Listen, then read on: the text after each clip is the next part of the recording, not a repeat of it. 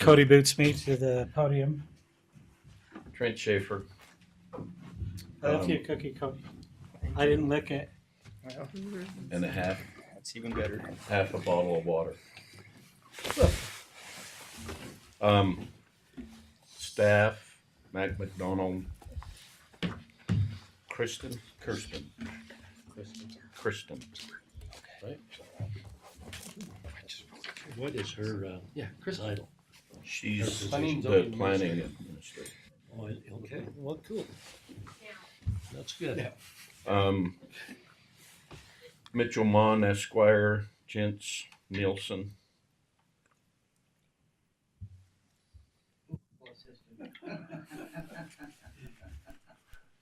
And our famous San Juan County Commissioner, Sylvia Stubbs. Pretty bad. We gotta have two legal. Yeah, 200 at $500. $500 an hour. That's troublesome when two of them show up. You guys are either in for a delight or they're here to make sure we're.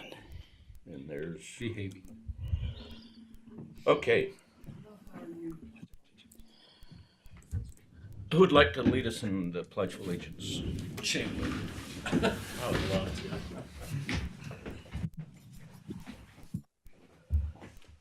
I pledge Pledge allegiance to the flag of the United States of America and to the republic for which it stands, one nation, under God, indivisible, with liberty and justice for all.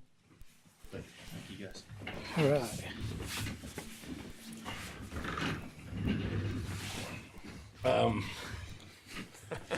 Okay. Who read all of those minutes? Briefly. Certainly not me. I know it was. It's interesting. We gotta figure out a better ways to summarize on there. But either way, if a judge is ever looking at those minutes, they'll be happy that it definitely is full of details for the record. Yeah. Again, my name's all over the place. On the last one? This misspelling? Yeah. Okay. So Right here's your name. Yep. So this was the first one. Okay. So you were here on this one. Yes. Okay. John was gone, so that's correct. Okay. We'll get it. And then it said I was here the second one. But Shay wasn't. But Shay wasn't. Shit that I wasn't. But my name is wrong in the first one. Okay. Yeah. I told you last time I was going to mess up on, so I'm going to take a turn Oh. for each one of you. So Shay was gone for the November meeting. No, I was here. I'm just not in the minutes. I'm just not. Okay. And I was not. Oh, but we'll make sure we get I was those. on Oxycontin about that time. Yeah. Trying to figure out who had the mouse. Maggie's got it up there. Yeah. Like, Yeah. is Cody doing that down there? I'm looking at my monitor. Okay, we'll make those corrections. Were there anything else that you could find? I have a correction. Well, it's not a correction, but it's an addition. Are we doing the first minutes or the second, or does it matter? First to start with. Yeah, let's But approve mine's on the them second. independently. I have one on the first, I think. Okay. Tell me where you at. Well, so there's discrepancy in the minutes part on the vote. It says that I abstained, but then when you scroll down into a different document that's a summary, a staff summary of that application, it says I voted nay. So I guess the minutes technically are correct, but the summary that was associated with it is The actual item. What page you on? So is this page I'm looking at on here? This one has you abstaining. Yeah, that part's correct. But then if you go down to I guess it'll show up, maybe it's going to show up in the agenda item today with the past action or history. Okay. And then it has me incorrect. I knew Okay. there was something that. But it's wasn't- not that in the was- minutes, so the minutes are Yes, I correct. think, yeah, actually. Okay. I think the minutes are fine. Sorry. All right. What item number is It's administrative item 3. Oh, no. Legislative item 5. Okay. Okay, well, where it's a staff report, we'll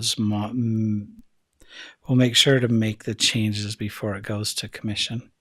Because these will, if they're approved tonight, with whatever conditions, it carries over to commission meeting for next week.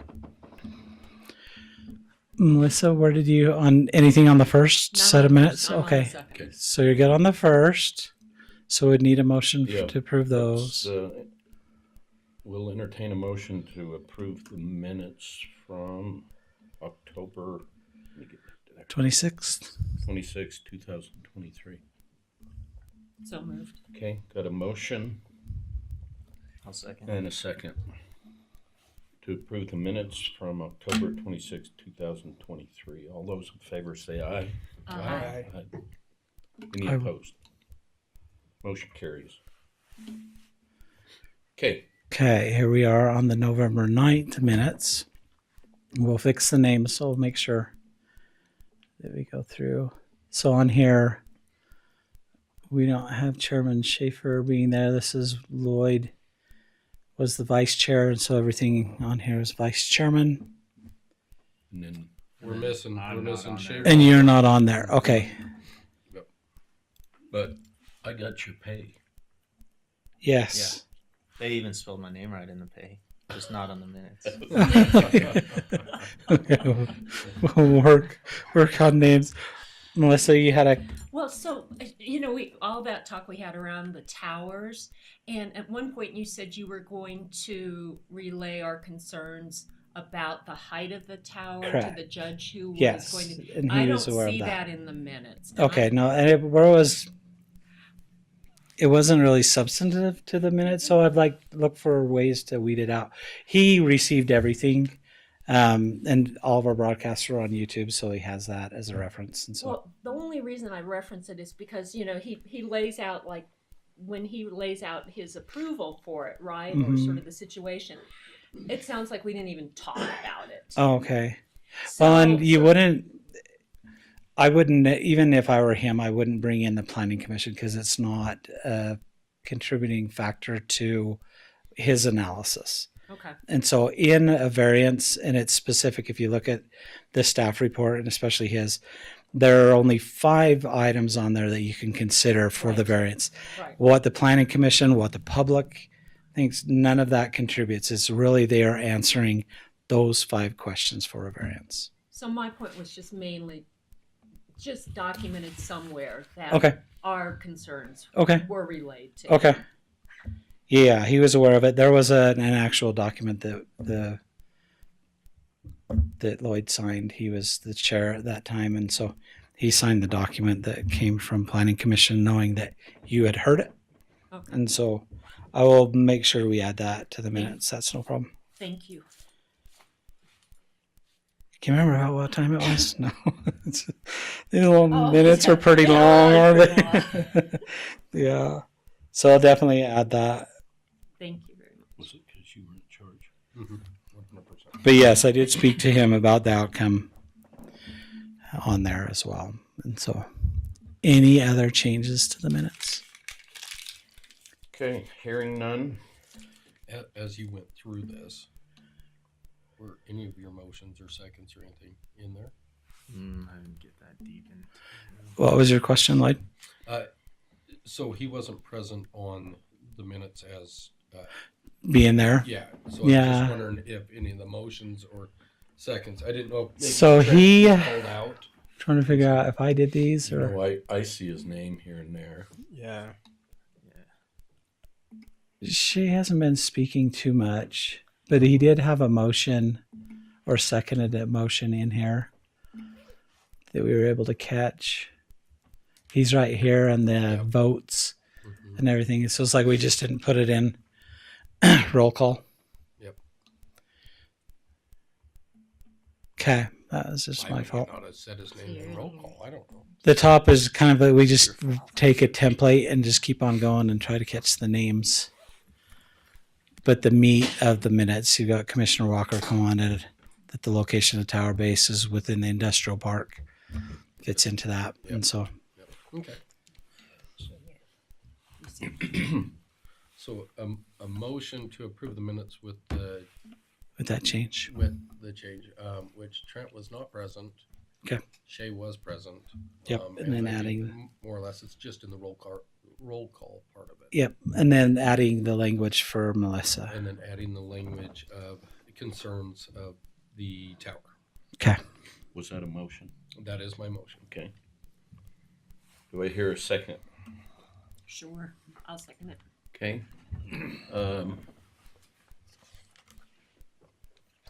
Got a motion and a second to approve the minutes from November 9th, 2023. All those in favor say aye. Aye. Aye. Any opposed? Motion carried. I just wish the thing Sweet. actually made sense. Minutes. What's that? I wish the minutes actually. I wish that I didn't sound like I was completely unintelligible. Anything I said in the minutes. They're not supposed to read that way. Put some emojis in there or something so that. I'll try to do better communication. And know that we try our best to summarize, and I try to at least capture your points in there and make sure it sounds at least readable. Okay. Public comment. This is for anything that is not on the agenda. What do we got for online people? Pull it up. Just Elaine. So we do have multiple people online, it looks like, on there. And so there, unless anybody in the audience, and I can. Yeah, we'll have public comment in person first. Seeing none, we'll move to public comment online. Okay, if there's anybody online wishing to make a public comment, there's a raise your hand feature, or you can unmute yourself and we will recognize you at that point in time. Elaine, wave your hand at least so we know that you can hear us. Okay. That better been your whole fist. Yeah. And you can probably not be able to see us, but let me see if I can switch. Move that out of the way. I don't know what we're broadcasting, but that's not it. That's like a secondary screen. You can hear us fine. Okay. As long as you can hear us and you can see the screen. Okay. I can hear you and I can see your screen where it says staff report. Okay. Perfect. Okay. Seeing no public comment, we will move on to administrative items. All right. The first item on here, so you're on agenda item number 3, which is the variance approval update for a 150-foot telecommunications tower at R22 East Radio Hill Road. This one here, this is probably the third time now that you've seen these tower presentations. Second for this one here, but on here in your staff report, if you're looking at it, I put the strict standards that are used to evaluate whether or not a variance can be approved for this. And so on here, those 5 are those, and it's literally these 5. It's kind of concrete and cemented in state code. Takes it through a different process as well, which is kind of interesting, where a lot of cities and counties will have a board of adjustments that they look at these type of variances, or a land use board that looks at variances themselves, but it's always separate from the planning commission and the commission. The only option on an appeal for a variance is right to district court. And so it kind of bypasses the whole entire system. In our ordinance for us here at the county, we have our administrative law judge as the individual that looks at variances. So he was the one that had done the review for both of these variants for the towers. And so in here, I've included his findings. And if you look at it, it looks like he's going right to court already from the beginning. But so overall, he did approve the variances for both towers. They were able to answer the questions, those 5 questions, satisfactorily enough to him, and prove enough evidence to him in his review. And he's gone through kind of step by step on here of how not only does he formulate that decision of approval, but kind of their initial argument of why it should be approved. He has also gone through here very judiciously, in a sense, where he has also provided case law to his decision. And so he does a pretty thorough job from what I've seen of other land use boards that would hear a variance. In the end of the summary for this, let me get to the end of his document.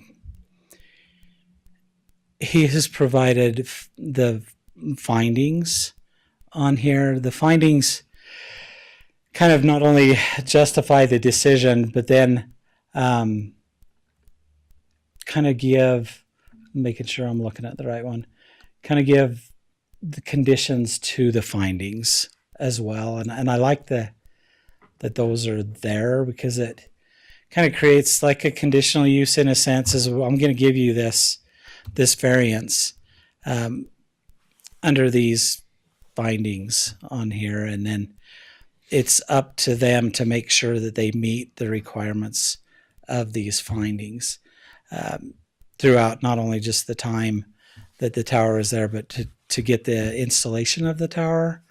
And so for me, it kind of went above and beyond, but it's good to have in general that they're meeting kind of all of the stipulations here. This one is a little bit unique from the other one, where different locations and different processes. If you remember, to the second one that we'll talk about, is you had to find that was an allowable use in the zone. Well, on the one closest to Blanding, that was already a permitted use in there, and it was a conditional use, and he approved conditions for that. So they're kind of a little bit too different in structure and pieces of time that he had gone through. And so, but it was approved. He just wanted to make sure that you guys were aware that variance was approved on here, and then to get you his documentation for the record so that we have that a part of the record as well in the future, because we wanted them tied together in a planning meeting minutes, so that if this were to ever go to court, not that it will, but we have kind of all of the record of evidence right there in one place, instead of trying to find this variance approval that's out here off to the side. And so this way it kind of brings it all together in one piece. And so this is an informational item only. It's not something that you need to vote for, but we wanted to make it a fact of the record. Any questions about this one? The one in Spanish Valley, when you look at their findings, kind of similar, but a little bit more in the sense of that location. So he really studied the location itself and tried to make sure that the findings and everything were more specific to the location and not just because it's a tower. So he goes a little bit in a different direction on some of the findings for this one and the conditions that they have to meet.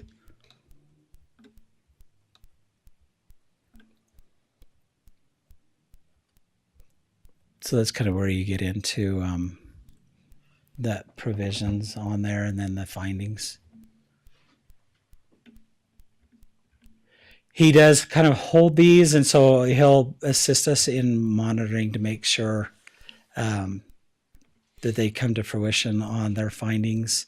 And actually, you know, the qualified engineering company using industry standards, that they're, you know, actually communicating with us on the height and the design when it comes to building code, that enforcement side of it, making sure, similar to the conditions in blending, that they're maintaining the towers, items like that. It's kind of what we were looking at. So hopefully you were able to read through these on there. I don't know if you want me to explain further in any of the details, but okay. So both of those were approved.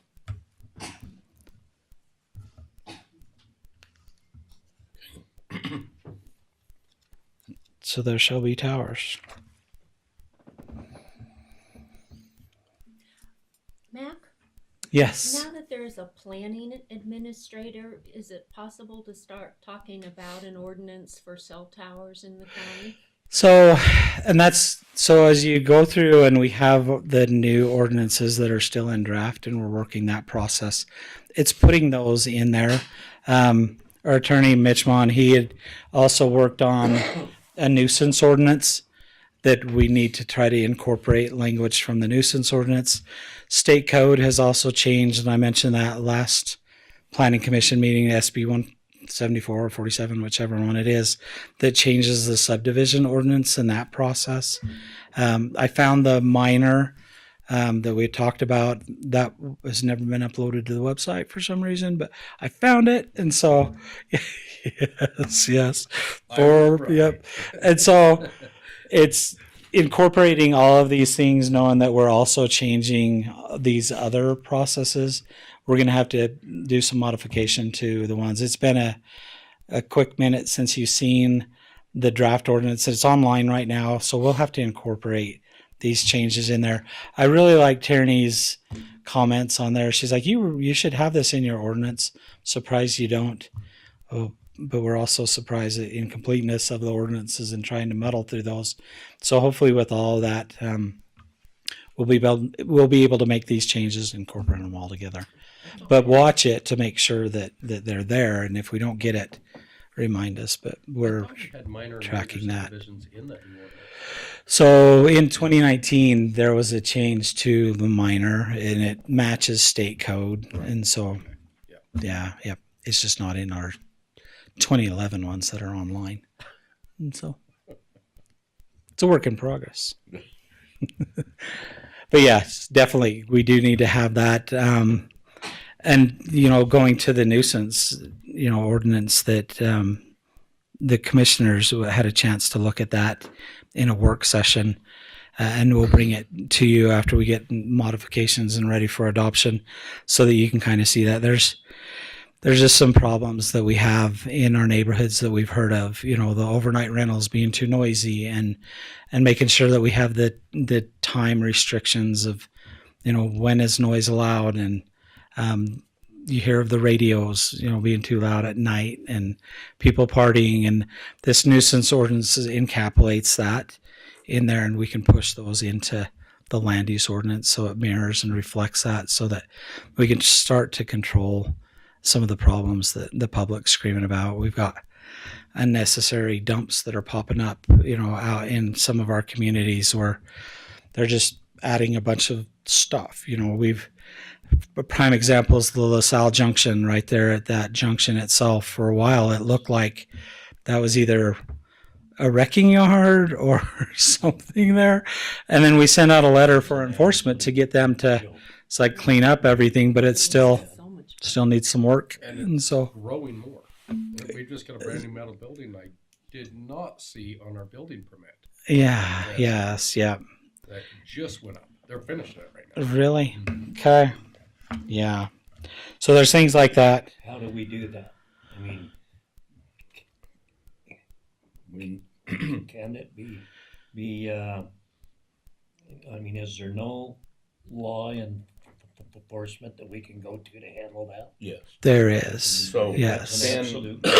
Ben he's got several opportunities Well, and I don't even know if it'll be Ben now. It'll be Ultimately. Nate, won't it? Is Nate pushing on all that stuff? Nate is our business license. That's it, though? Ben is building Anybody's code gonna make it. enforcement, but then it all comes through the planning administrator. We've sent out letters before to individuals where You know, we knew that they were building and didn't have a business license. Mhm. Sometimes the neighbors will call in and ask Right. and not see it, and so we've sent out letters of compliance before in the past, and so It's even, we definitely try to catch them. and he keeps Yep. building more and more junk, and Can you it's really big. talk about or Really a explain the mess, minor yeah. subdivision Really. ordinance? We have this ordinance out there, but nobody's seen it. Is it being what is the minor subdivision ordinance? It was passed. It's it's the large tracts of land, the 100 acres that you can skip a subdivision process. And a lot of it, I think the founding from it was more agriculture. If you want to subdivide for your kids, you're able to do 4 lots within that 100 acres without having to go through preliminary plat, final plat. It's pretty easy and done. That's And that not minor? matches, yeah, it's weird, huh? And then So what we have in here is major. We don't have done this for a major. long Major's time. not What anywhere. is We this just one in have this subdivision ordinance? we just have minors, and so So what we've always done, and it's kind of been this way since I've been here, and it was more or less anything 4 lots or less shouldn't even have to come to this board unless it is within an existing subdivision. Okay, seeing it so doesn't even have that language. that's so- that's actually, according to Alex, that's a state law. Right. Okay. That so like if you're amending even a property line within an existing subdivision, if you're amending it, Hmm. now it has to go to planning and zoning because that was a larger subdivision that you're amending. So if you own a acre or whatever that is not within an existing subdivision, you go to do you want to quarter it up for your kids or whatever, that's fine. But if your acre is within an existing subdivision, it still has to come here because it's within Within that the existing subdivision, so you're Yes. taking and you'll see those on the plats. I can't think of one off the top of my head. There in Spanish Valley, you'll see the subdivision. You'll see it.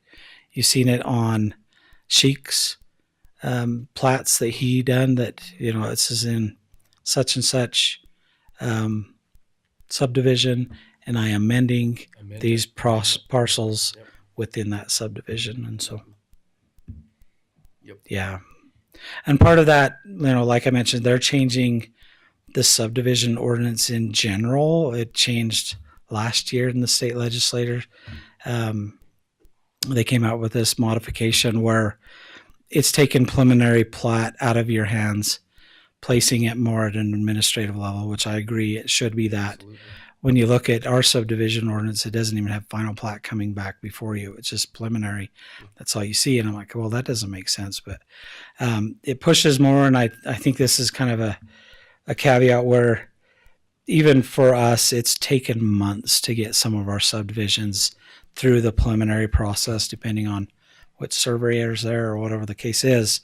It tries to speed up that process for developers.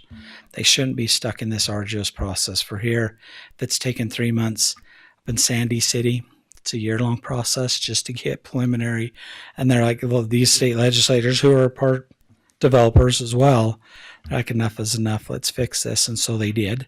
So now there's a time frame, and you had to become compliant with that ordinance change here in December for the larger counties like Davis County, Salt Lake County, Utah County had to become compliant right away with that. But it gives the other smaller cities and counties a little bit more of a easier time frame to get those implemented. And so we've got to get that whole thing changed, and that's when we'll incorporate better definitions for minor. There's nothing that's defined as a major in state code, and so it's Everything else. just Everything minor. else other than a minor. Yes, yep, yeah. But we just need to be clear. Mitch was awesome about creating that checklist that I kind of presented there quickly to the Planning Commission for staff to utilize and give to these developers and subdivision landowners of, here's our checklist, go through this, and we're not going to pass you off until you get that. But hopefully that'll help speed it. I know that I've practiced that on a couple of individuals where I'm like, follow this checklist. It mirrors our ordinance, knowing that we're going to have to fix this in a couple months, but yet here's a checklist to get through the process quicker, because there's times when I'm going through preliminary plat and we're doing all this work and they haven't even paid their fee yet. And I'm like, I'm not even going to touch and look at this until you pay. And so at least give us that. And then there's another payment for final plat. They're like, well, I paid you for preliminary. Why do I have to pay you for final? Well, there are two different processes in there as well. And then when you get into the minor, there's a different process for that. So we just need to try to streamline these processes, especially for individuals coming in. And it will make it nice for the simple fact you have more opportunities to appeal it. Mm-hmm. So if Yep. your administrator shuts it down, you can appeal it to your planning and zoning. Yeah. And then, I don't even know why you're talking appeal. Staff are great and they do a great job. It's never really appealable. but it gives more opportunity to get more. What do we want? Well, it gives staff a streamlined opportunity for these processes, so that hopefully they never go that route. So, Yep. yeah, because we should be getting it the right way the first time, and it's making sure we have all hands on deck, when we do these. And so, but those are those two items. Okay. Moving on.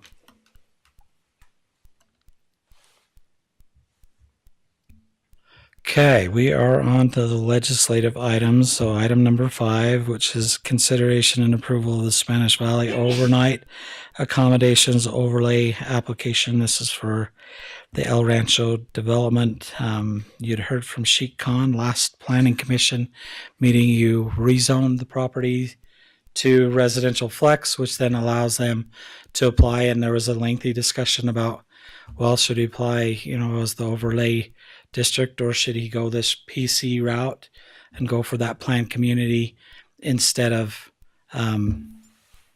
going this route? And so he chose, the applicant, they get that choice whether or not they want to follow whichever guidelines are in there. And he had chose at this time to go that overnight overlay accommodations for this one here. Go for both of them. Any questions on this? So just remember the steps. This is step 1. You approve the overlay district. That's really all you're looking at is, should he be entitled to the overlay district for Location. this location. The next step, we bring him a little bit further. He's provided, and I provided it to you in your staff report. He kind of laid out his concept and everything that he's wanting to do here for this. But, he gets into that the next step. The final step is that development agreement and getting that final approval. So concepts, and I'll go through, we'll go through these as staff and look at his concepts on here. Sorry. Let me scroll down. So the one you're looking at right now, where are you at? I couldn't find it. So there. This is crazy. So this one is strictly for these properties here that we're looking at right now. To apply that overnight, there was a conversation that was had regarding, well, this kind of makes sense. It's close to the highway. Residential flex makes sense. And so now does it make sense for him, to have overnight rentals on there? That's kind of his sole purpose behind the zone change and everything else, to fix all that. Any questions?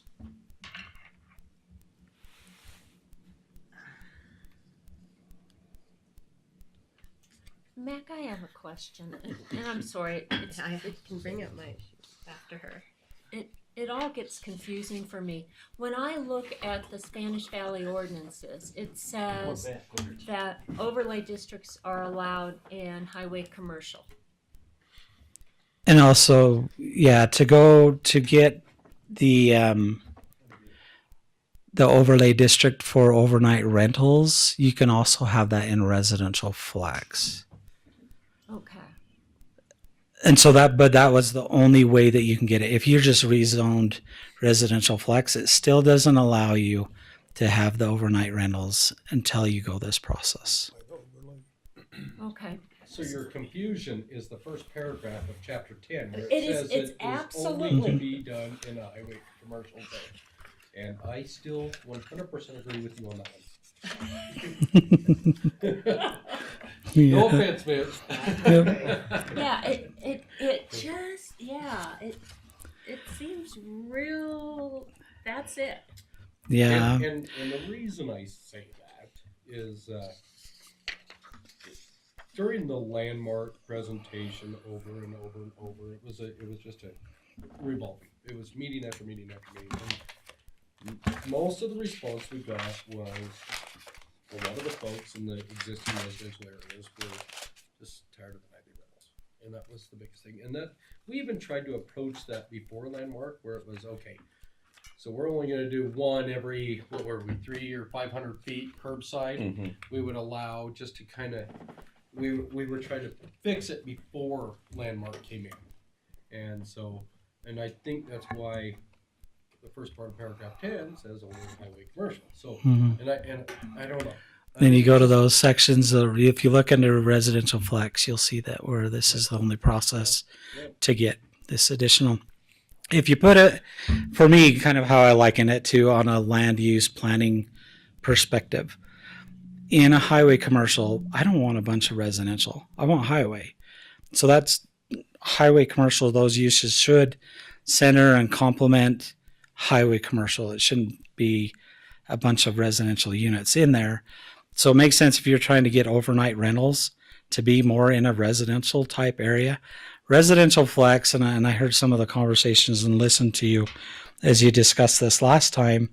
Your flex, when I think of a flex area and a flex zone, you're transitioning, and I think, Melissa, you'd mentioned this, is like, well, I like residential flex close to the highway because you're transitioning out of highway commercial into something else. And so there's this flex where you can be either this or that, and then it transitions incrementally instead of this is a stark wall. We only have commercial on this side and residential on this side. It gives you that freedom to kind of grow your city in, kind of these stages instead of just stop and go.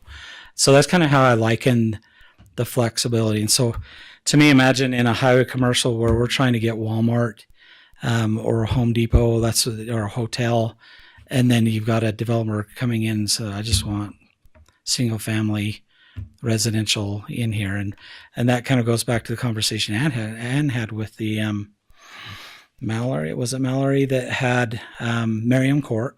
Yeah. So right there on Merriam Court, where they're facing the highway. And that's not always the best compatible use next to Highway 191 is a bunch of kids running around.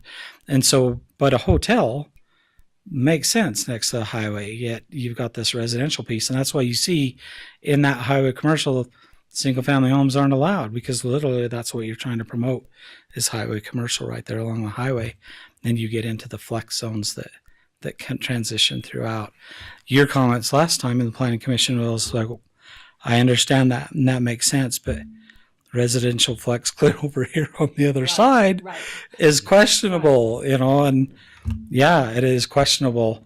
But then you take the PC plan, and that's part of it. And Cody's mentioned this, and I talked to Kristen about the same thing. Is we really need to, as you're planning a city and you're mapping a city out, get on a map to where we have the pictures and we can see your approvals so that we know, like with Balance Rock Resort, they're a high density with a lodge.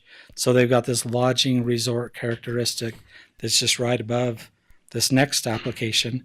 And put Sitla's piece on there that's been approved for the PC plan. So we know their vision, put that on there. And we've got Wells. He's done his vision along along 191 with his high density residential piece. So start to paint all of these pictures on one map so that when you're looking at that, when you look at just the zoning map itself, putting residential flex clear over here doesn't make sense because it's not flexing into anything. But when you look at the Sitla picture, well, it is.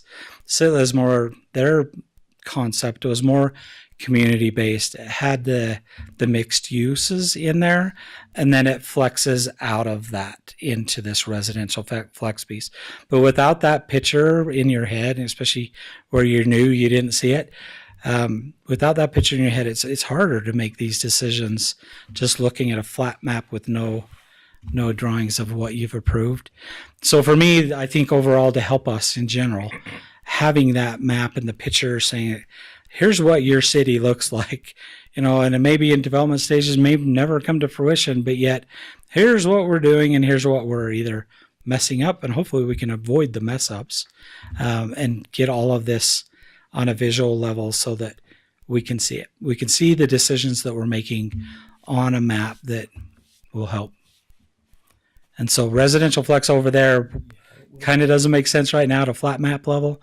But when you throw the Sitla's planning, their PC, because they did the PC zone, they were approved with their concepts and everything. Once you put that in there, then it makes more sense to have it clear out here on this other side. And so, Matt, what if someone on Mount Peel with a 2.5 acre lot says, "Hey, I want to be residential flex"? they could. Same thing. So then I'm gonna argue that I think we made a mistake rezoning this property because it's not in alignment with our ordinances, because that planned community requires it to have a minimum of 20 acres for a small planned community, which would be the closest thing for him. There's size limitations, and then they go through, it has all of those attached things for each, what the uses are and the requirements. But we also did ask for legal interpretation of that at the last meeting too. And we gave that to County Attorney Nielsen on the spot. He really didn't have it, Let me jump in there. I had an opportunity to go back and review the tape from last meeting. And it's my opinion, backed by Bart Coombs, that you cannot have the PC zone if you've got less than 20 acres. It applies only to parcels that are 20 acres And larger. large one, Mm-hmm. 200. Yep. So that's something that we do need to correct in the future. And it kind of, for me, the PC process is literally like a planned unit development, and planned unit developments are larger in scale, where you're trying to plan this whole, like a resort or a community, all in one, which is your 20 acres and plus. These individuals, smaller and less, why would we go through a planned community process, having them go through all these steps for, he's what, 2.5 acres? Yeah, the whole purpose of planned community is you can have a mixture of uses, kind of like Ballast Rock Resort. You got a lot of different uses. You got pedestrian trails, you got other types of trails. It doesn't really apply to 2.5 acres. There's nothing the community do. And it's not really a community, it's more just neighborhood. Right. So where in our ordinance?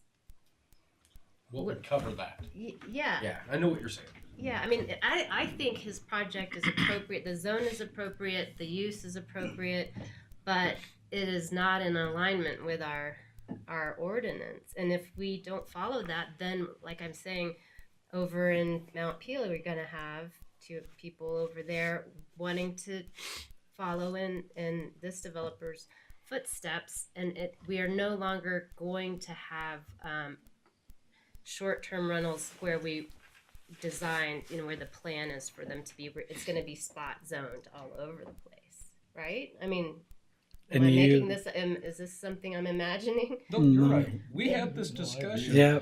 But Ludmo, In 18 about why this ordinance should not go in place. Well, Me and you did. I know, and but I we- told you why. But we have to deal with it now. So I guess what I'm trying to say is, what are the solutions?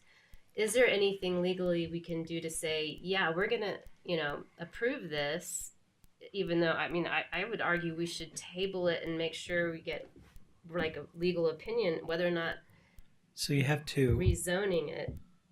So you have Mitch.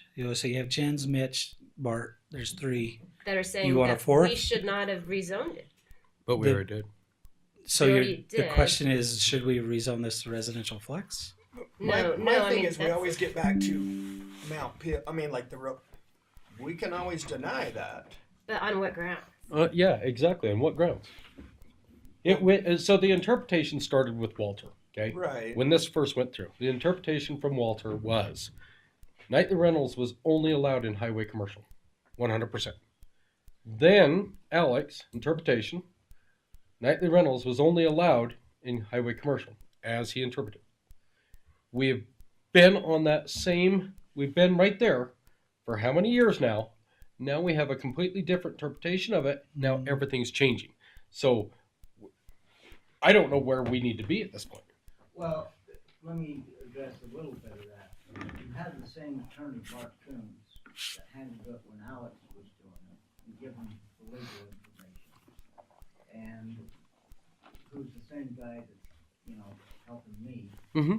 So, there's kind of a turnover in maybe attorneys, on the county level, but you've got the same guru, and he is a guru.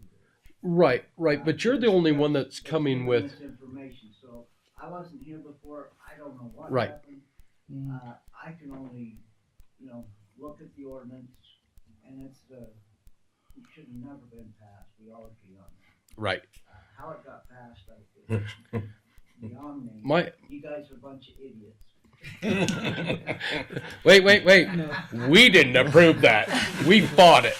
You did. But no. My problem is so where do we go now? Because now we have a different interpretation of how we should be interpreting this ordinance.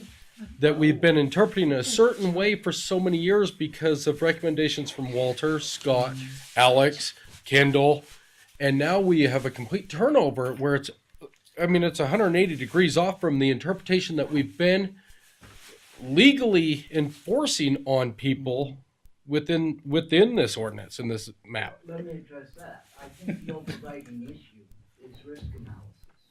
We have an imperfect ordinance, and how's the best way to keep the county out of lawsuits? Because we've had some lawsuits, and I hate to keep preaching, but if you read the Supreme Court's opinion on these lawsuits and the Court of Appeals opinion, they just hammered you guys. I For know. not making findings, for not doing your job, and I think that's because of the lack of an imperfect ordinance and a lack of instruction on how these things work. Hmm. But my point is, it's not going to be perfect. You're not going to please everybody. Right. But the overriding issue is, what decision should the county make to keep it out of lawsuits? Just like how we found to do the rezone, where it's at, the neighbors. Yeah. Next to the gravel pits. steps. Yeah. Like why? I feel like those are our grounds to deny as well. And as so long as we do that, and we do our job, and we state, this is why. These homes around are residential. They're not overnight. This area is, and if so long as we state those things, we put those things in our minutes, and we find those, I think we can. I don't But- think we have to approve. But let me throw another wrench in this. Just for the simple fact, I know all of it out there. In one little area, you have 10 nightly rentals and you have 10 houses with residents in it. Which way are you leaning? It's a 50-50 right there. And we're talking uphill. And that's how it is. We had a lady come in and try to do a spot zone change because every neighbor around her was an existing nightly rental. I know, I remember. And honestly, we had to deny it because we don't do spot zone changes. So she I is know. stuck in the middle of nightly rentals, and she's a SBR. Non-conforming. Everybody else is grandfathered in.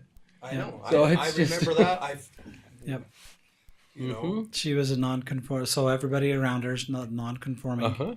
and And she was the hers only one didn't match the conforming. zoning, which it allowed. Mhm. She was in a zone that didn't allow overnight rentals, Correct. and But so every house that we give up to short-term rentals, we are losing housing.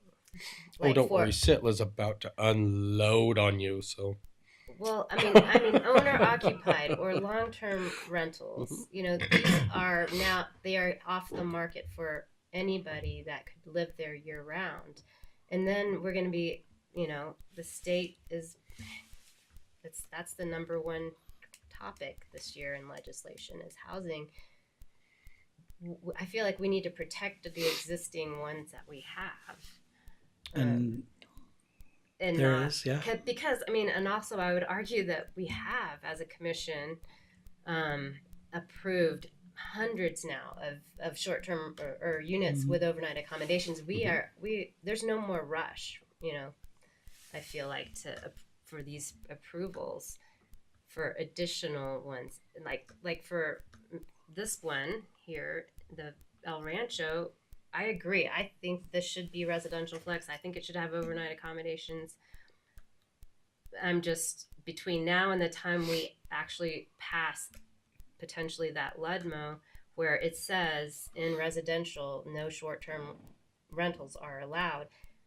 Until we pass that, everybody in SVR could theoretically come and ask for this same treatment, and so we have to be really, you know, unified. If I feel like if like Cody, you're saying that, and you know, legally, can we say to those applicants, no, we don't think your zone is good, and you know, now Lloyd's arguing maybe we do have grounds to say yes, it's appropriate. And I Right. think Jens had So- mentioned that last time is like if it gets to a point where you feel that there's too many of whatever, How do you know? you what can too many always is? push What that is button. too Is like, many? hey, we need to talk to the commissioner and see if we can get this to stop. You know, because there's too much. You know, but what is too much? I mean, you're the planning commission. That's your. I mean, they've delegated you that responsibility to oversee land use. And make those land use decisions and recommend to them after you've vetted it. And so if you're seeing that as being an issue, for me, overnight rentals, how much is too much? To me, it's still housing stock, still increases property value, still brings homes that weren't there before. These developments that are coming in, would they have come on their own? Is there enough of a market for these higher density developments to come in just to fill rentals? You know, and so the market oftentimes will drive certain factors, and in this area, your market right now is Airbnbs. It's not single family homes. And so if they can't make enough, they're not, I mean, your Airbnbs are making $1,000 to $3,000 a night. In a single family home, as me as a developer, I can't get that. And so I may be able to sell and recoup some of my costs and make a small profit. But my overnight rentals, those are hot. And so those are a hot ticket. People are using them. They're maxed out. They're full. The market, if they're not full, then obviously you're going to see a slowdown from the developers because then they're not making the money that they anticipated to make. So your developers oftentimes will drive that. Even when you look at like a Walmart or, you know, for economic development and economic growth, you look at the market and, you know, as we talk to developers, hey, can you put a neighborhood grocery store in here? And they're like, well, you don't have enough rooftops.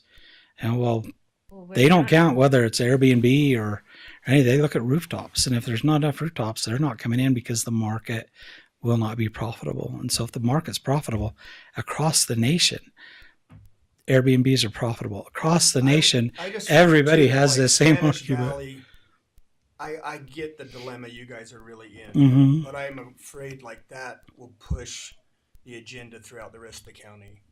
It's in the rest of the county as when well. I look at like Blanding, Yeah. I know of several in Blanding that have been Airbnb short term, but over the summer they didn't have the occupancy, and so they went back. One sold, another one they long termed, you know, so they Yep. went back the other way, and so I mean I feel like that's kind of, I mean that's a different scenario. than But it's Spanish true. Valley, Yep. You know, I mean, It's so a- Yeah, it is. I mean, I Yep. just, I mean, somebody that's owned one or I live by one, I love the overnight rental. Yeah, that's what you had Two mentioned. the Yeah. two neighbors I have, they are the best. They've taken poorly run down properties. The yards are nice. They're kept up. People kind of come and go, but I don't notice it any different than a family coming and going.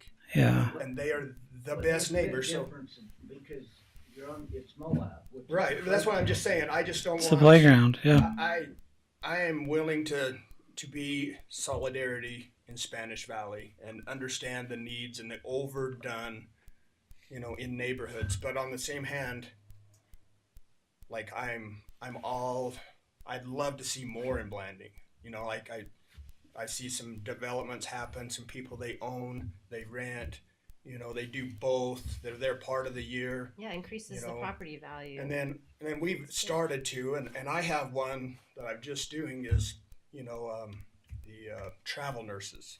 So it doesn't fall in overnight, but I'm over the 30-day, and so it's another thing, and they're great. I mean, they come in, they work, and so anyways, I hate to have the overdone, heated overnight rental in Spanish Valley, suppress some of the Right. good things that can happen in the rest of the county. And that can be an argument for having some amendments to the LUDMA that only apply to Spanish Valley. I don't hate this. I mean, well, I hate it, but in theory, the Spanish Valley ordinance is, there's good points there that those are concerns for that specific area. I don't think there was any concerns that got hit on with Landmark. Well, I really don't. I think it was a special interest group that pushed that through. well, 100%. you may be right, but I feel like it there was are those special concerns that should There be was a lot of met it. for Spanish Valley. So I'd be curious to see what Elaine, if she's still on, maybe she could weigh in on what economically that looks like if Spanish Valley, we just kind of opened it up and said, okay, let's do who wants to do overnight rentals wherever, like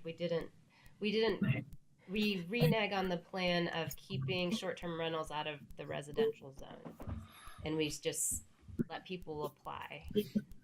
What does that do for us, Elaine? I mean, as far as Well, housing issues.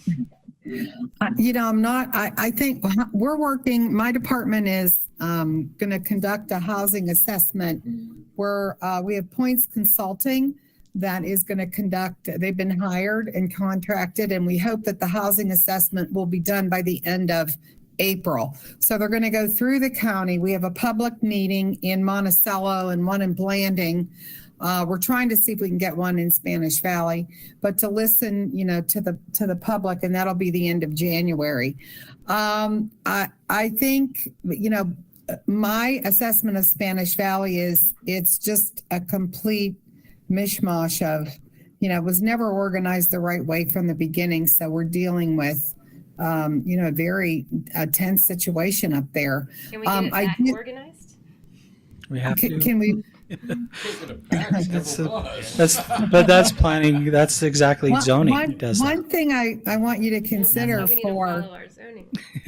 for San Juan County is that if Goldings gets sold to the Navajo Nation and we are not able to collect transient room tax from Goldings, we will lose, the county will lose about 28% of our total transient room tax on an annual basis.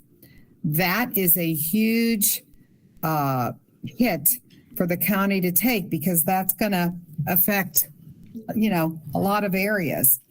So we as a county, plus the fact that we lose, $94 million roughly of sales tax, we have got to find ways to increase transient room tax. We need lodging properties.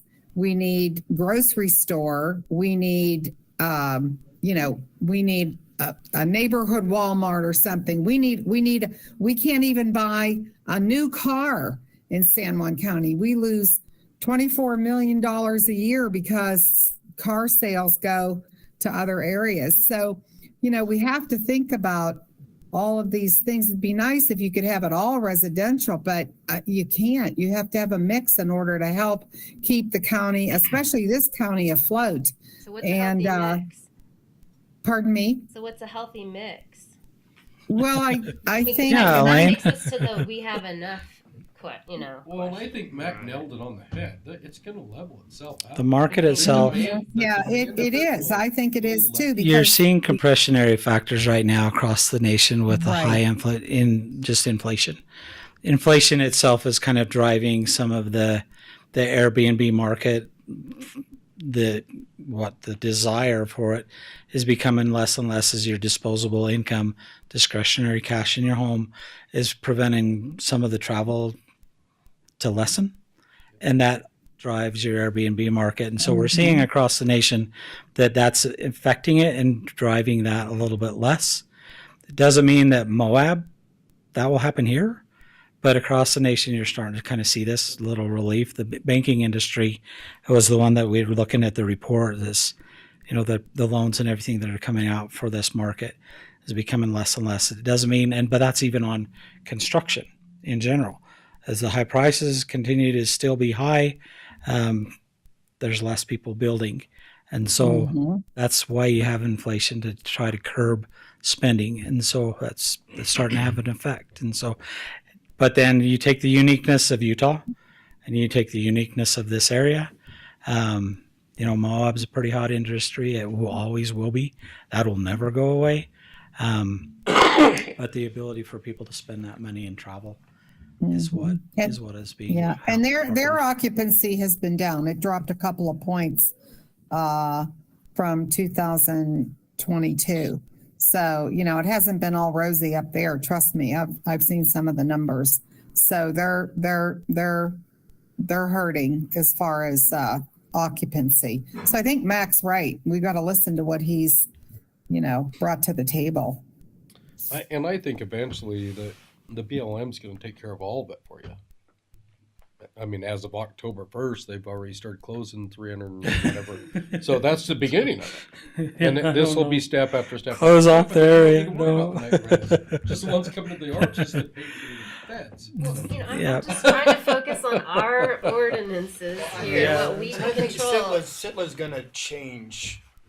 I mean, It'll be a game changer. I'm 100%. curious too to even see how Sitla and their developer, or whoever they find, how they're able to financially support residential development.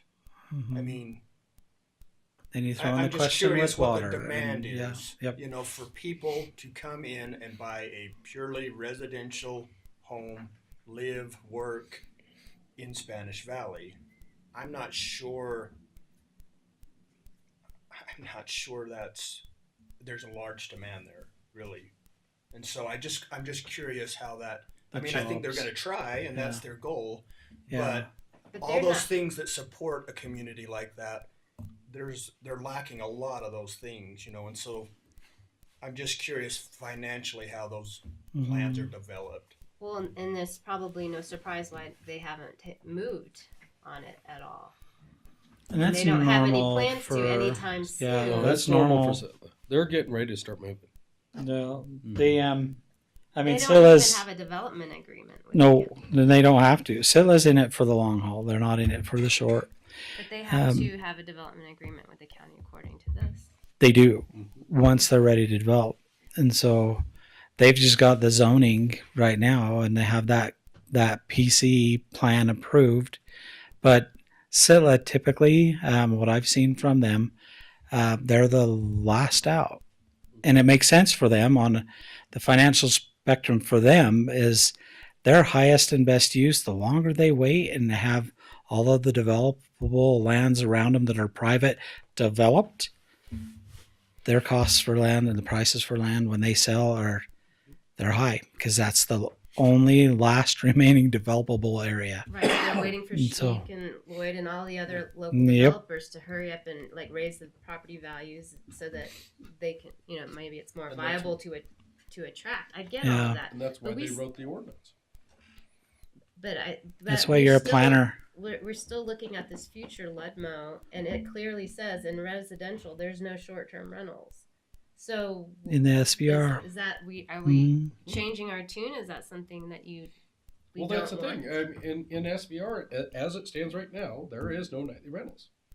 And no options. There's no There's no overnight options. overlay district that you can But place. And so there is no law that says that you can't change your zoning. Except right here where it says it has to be a minimum of 20 acres. and that's the PZ. And so it's different Which different business process. flex, and this is what Ann brought up last time. Business Mhm. flex and them fall within the PC, but with our opinions, that wouldn't apply to them because they're less than 20 acres. So if they don't apply to it, is it actually residential or business flex? Where are you getting that? That it doesn't apply? This doesn't I apply? thought that was our interpretation, that because we were, now correct me if I'm wrong. So we went ahead and approved this last time as residential flex. residential flex Mhm. because it was out of character from what this says. It had to be 20 acres or more to fall within the standards in The for PC, the PC process. PC process, which Mhm. is The PC included process has all in- those districts in it. with all the different residential flags and business Yep. flags. So I guess I'm with Ann on this. If it's not the 20 acres or more, how did we approve it if it's not? To residential flex. It fits. Residential flex is, if you look at the uses on there, and I don't have the zoning ordinance here, if you look at the uses that are intended to be compatible Mhm. in the residential flex, Mhm. are single family homes that are rented overnight compatible with that use. In residential flex, it fits. And so So more or less, if you're going to look at it that way, anything that's 20 acres or less, you take the word planned community out of that residential flex. No, you don't do that. Because if you go to planned community, it's 20 acres or more. It's all planned So- community or SVR. So, yeah. it Hey, is I highly am all for debatable. approving your overnight overlay. No. I really She is like, which way are they going? I'm trying to gauge the. I'm all for it. I just, yeah. Part of it, though, too, and I think that's why it's titled Planning Commission and not Planned Commission, is you're trying to look forward. You're not trying to look at the past, and you're trying to make sure that the uses that are approved are compatible within the area. And also you're trying to protect those individuals' property rights and their ability to, live healthy in a healthy area and safe area, but also to recoup costs and to grow property if they want to and have that development if they want it. But it still has to be compatible within the area. And I think it is absolutely compatible. Here's It's my just rec- too small. Sorry. Yeah, just doesn't fit. Here's my recommendation is, I think we need a written legal opinion. I was Because thinking we about talk, putting some weight on my At the knee. end of the day, While we these just guys get more beat this thing. confused than- I know. We are. We're so confused. So let me get with Clark and possibly Lynn and get their thoughts on this whole thing. Because we got something else coming down the pipeline that I don't even want to tell you about. That you're gonna be upset at. And get you a written legal opinion, because I think that would be good for the public to have as well, so that they know what the heck we're doing. Right. And so that we know what the heck we're doing. So, Bart, are you asking them to table this? Yeah, I would recommend So- you table it. Okay, now wait on this one. Okay. We've already approved the zone change. Yeah. So let's get past that question on this one. This is just the whether zone you're- change has already been approved. Yep. Now we approve his overlay because this was under on the last meeting. So I think anything from this night on, I agree with you. But I think with Sheik, because he's been very patient with us, And I that we think need to. the question though is, we're setting a precedent. I mean, his neighbor's gonna come up with half an acre and say, hey, I wanna do a zone change. Mm-hmm. So. Mhm. Which is there. And they could. I would Which rather we've take- already done, but We've tonight's done just it. the overlay. We Yeah. dug I a mean, hole. we're not- Let's not dig it deeper by Yeah, I would rather applying the table it overlay. and let's see, I mean, I just asked him if it, went to the county commission, which it has, and they approved it, which makes it even more of Yep. a mess. I have a day 4 opinion. Come on up here. You can come up here. Because our ordinances, well, but then I can't type what I'm saying. Because our ordinances are old and they are in the works, and planning is always in the works, and the map is always being worked upon, we are always going to have my neighbor next door did it, why can't I? We are always going to have that. We have 100 years of precedent set. It's been a free for all out there for a long part of it. And so I kind of agree with Wilson on this that, okay, today it was this. We need to get it right in the future. And tomorrow it's something else. And that's how it's always going to be in planning because we live off of living documents. They are changing all the time. That's why we have to keep all of our documents from 50 years ago because it's how it was done at the time. Well, again, my concern is risk analysis. And by not tabling it and letting it go through, I think you're inviting more risk, for lawsuits. So it's your decision, you can do what you want with it. But if you wanna do the riskier thing, I would say go ahead and do it. If you wanna hold off for 2 weeks, or I guess it's a month. But we've already done it for. So this property here across the street that you see is an overlay district. The ones that are 2 homes away is an overlay district. And so you're saying that you're thinking that all of that is at risk? Well, I'm saying that, yeah, if somebody else comes in and we allowed him to do his own change, with less than 20 acres, everybody else is gonna come in and wanna do it, and if we turn them down, Yeah. then that's a lawsuit, which precedent in that is, the court's gonna follow that precedent, I think. You did it once. How soon is the next one applying? Yeah, next month. Well, January. So, Mitch, I have a question. So, did I hear that the commission has already approved it? Yeah, So then the we zone would have change. to. So we would have to undo and undo. And Yeah, I don't know. you There's wouldn't. no undo. Nope, you wouldn't. No undo. Yeah. Well, They approved And the it still zone. works. That's my They problem. approved is the we're zone making change. decisions. So if we were to say table it now, we would just be tabling the overlay. Overlay Yeah, district but being to be applied. honest with you, Yeah. I wouldn't. I'm not going to.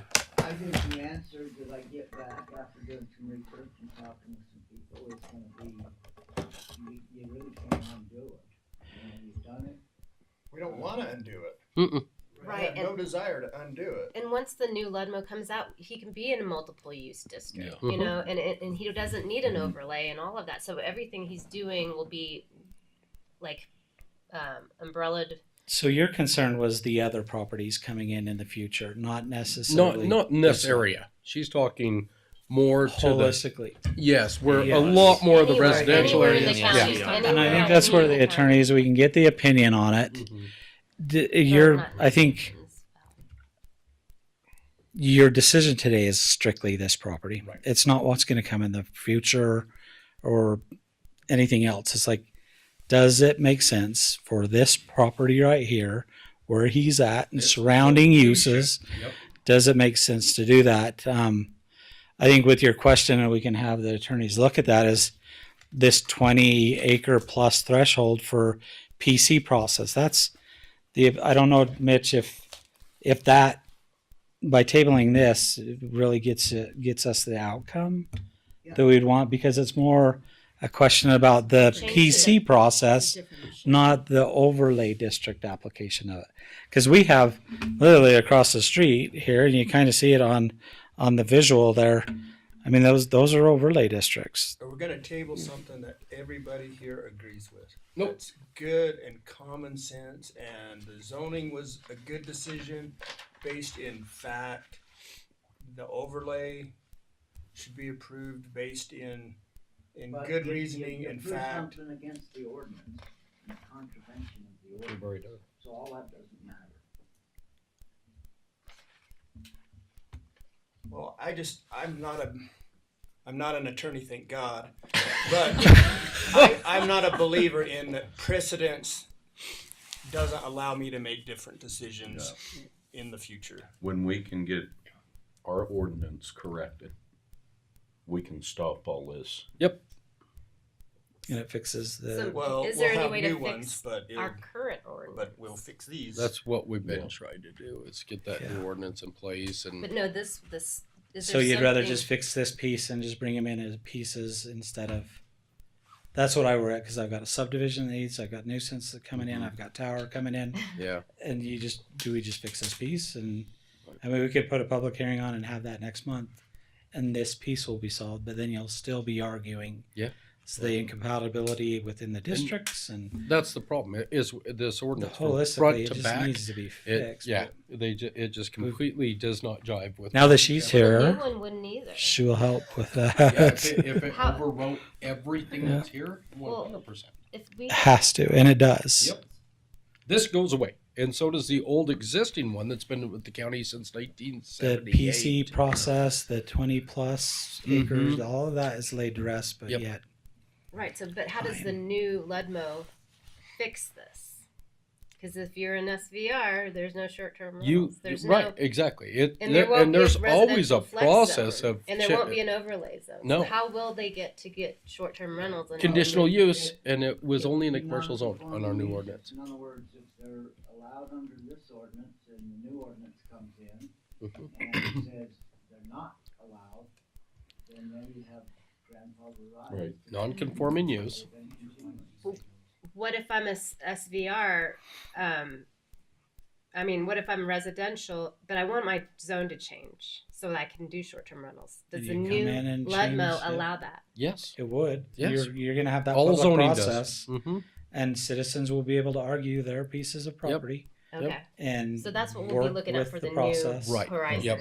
And you guys will be making that decision whether or not, okay, yeah, that we're okay 'Cause I with am- this zone being here. Almost certain that our new ordinance is a highway commercial only, and it's a conditional use of nightly rentals. Make it We need to easier. look at it because I'm Mhm. almost certain that's exactly what it says. Yeah, it Highway says- commercial, conditional use only. But you will make that And that- decision. It comes to you. Mhm. And so you're the approval. But if you're the ones that You're let it, thinking we need to goes lean to the away from commission. the highway commercial with the nightly rentals and put it in a different. I'm just area. using what I have before me now. Right. And so that's all I'm using. I just go through when I do these staff reports, I look at exactly what we have now. And so I'm going to call for a motion. So I want to make a motion to approve the location of the overlay, which is our step one. It's not to approve, but to recommend to the commissioners that this location is good for the overlay. and then I can work with Mitch on whether or not this goes before the commissioners for final approval so that Mm-hmm. Yeah, Yep. and So I the- will work on getting a written opinion. Okay. So that we can incorporate that and get it to the public, because if we're this confused, imagine what the public is. Right, exactly. Can we talk about something more mundane about this real quick? And that is just the roads and transportation. How are the people coming in to El Rancho? Off of Ranch. So, and then from Old Airport to Ranch, New Ranch Road. Mm-hmm. Okay, all right. That's all I was curious. Okay, I've got a motion to make a recommendation to the county commissioners that this location is, what did you say? It's perfect. Perfect. I don't think you said it. Do I have a second? I'll second it. Okay, got a motion of second to recommend to the county commissioners this El Rancho development for overnight. All those in favor say aye. Aye. Aye. Any opposed? I'm gonna okay, if abstain. there's any hiccups outside of this meeting, continuing forward, we'll let you know. We got one abstention. I'm still torn on this one. You know, Sheik's the one that fires us up every time on this. You know that, right? We don't know what ordinances say. Well, that's like the worst thing. It's like it makes perfect sense. It's Some of the, Oh yeah, Yeah. what happened? so You want a roll call on that? yeah, I'll get it from here. I'll get it right. But if you are saying Right. gay, Oh, if you- Oh. if you could just put your hand Oh, not raise your hand Yeah. when we want to talk. yeah, no. Oh, you're Just not when gonna the get that out of us. Where there's times where we're watching mouths, we're like, okay, who seconded that? So, yeah, play catch up. pretty comical. But it makes sense. Okay, this next one here, consideration and approval. So this is, again, it's not an approval, it's a recommendation of the Spanish Valley Overnight Accommodation Overlay application for the Valley Estates development. This is the 45.5 acres that they're asking for. Again, this is the first step of the process. You get the overlay. Not all of you are familiar, but we did have the Balance Rock Resort that is just to the north of this on this big piece over here. That does have the overnight overlay district and will have overnight rentals. It also has a lodge. Following that same pattern, the developer, Sheik, who Sheik represents, there's willingness to, as we look at roads and that future planning, bring in public roads and everything to this system, which you kind of see in the concepts continuing forward. But it's pretty much this piece. I think there was a different map in here, wasn't there, Sheik, showing which sections. Yep. So Balance Rock Resort is right here. Mm-hmm. Sitla is all, we own this little piece over here. You got Sitla all here. Wait, isn't Carl's where the Continuing south. landing strips are? So this, yeah. No. It's to right. your right. Keep going to your right. Keep going. Nope, back up. Where are you at? See the little red roof right there? That's Right Carl's there. place. So that would be your Balancing Rock one. And so here, the Sky Ranch, Nope, Sky Ranch is to the north. and that they're kind of, I don't know, condominium type proposed in there where people would fly into their condominiums and park their airplane right there on that private airport. And so that's kind of the concept there. Sitla, I believe Sitla's all out here as well. Does Balance Rock here too? What's that? Balance Rock kind of does. Yeah, does so this? so see where Carl's house is there with the red roof? All these dirt strips, that was all Carl's. So that is all part of Balancing Rock there. And I think he owned all the way out right to North of. just this completely north of it. So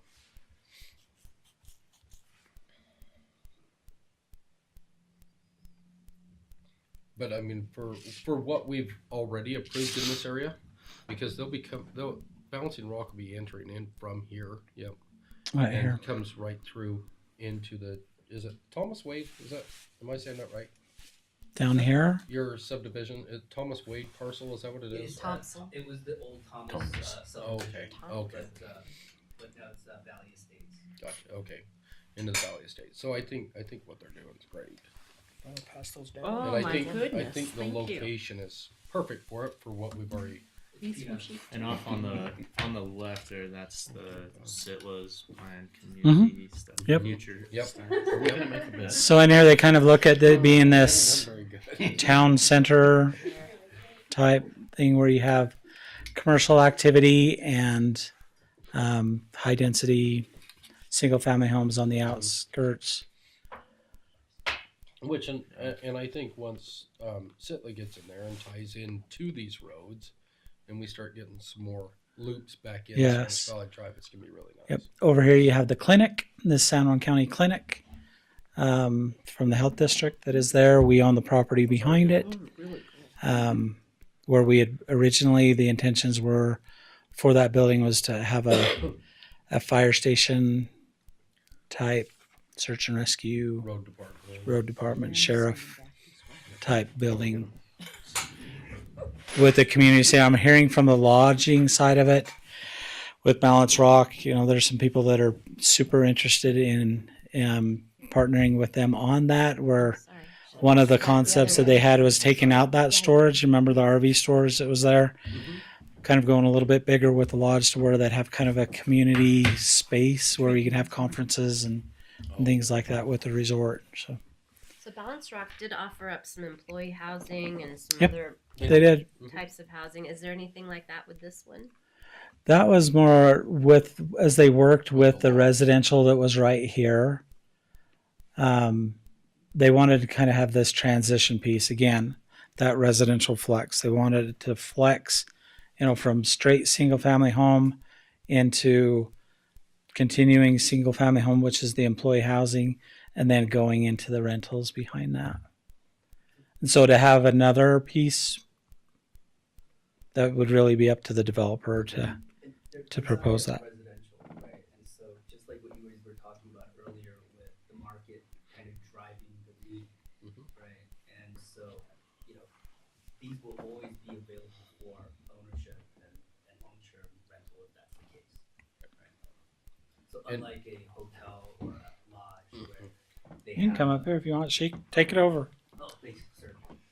You're good at the Don't tell him to take the hour. Well, because every time I talk, we're here until like 12 o'clock at night. So, okay, I'll give it short.